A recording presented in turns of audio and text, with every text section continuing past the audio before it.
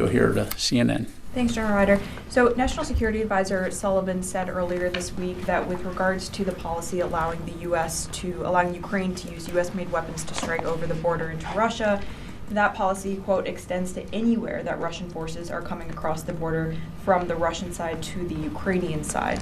So is that consistent with the Pentagon's understanding of this policy, or has the policy expanded beyond just that kind of narrow Kharkiv region that it was initially understood to be when this policy decision was made?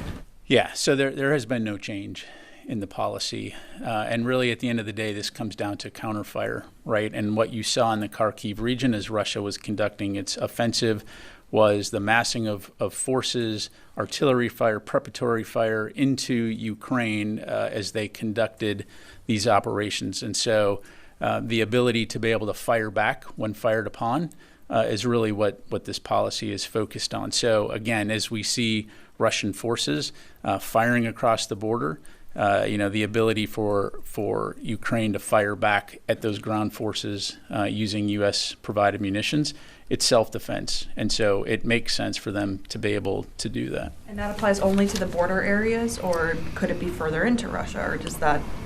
Again, if you look back at kind of the early days of this war, and you had Russian forces that were, and still are to a large degree, but en masse within Ukrainian occupied territory, what you saw were force-on-force conflicts that were happening within sovereign Ukraine.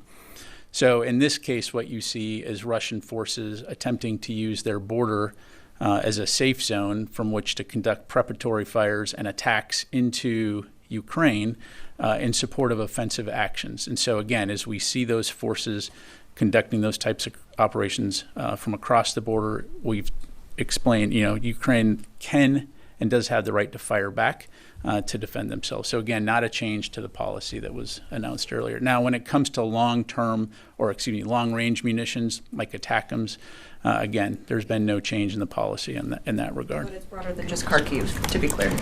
Correct. It's focusing on the strategic intent here, which is counterfire when you're attacked, returning fire.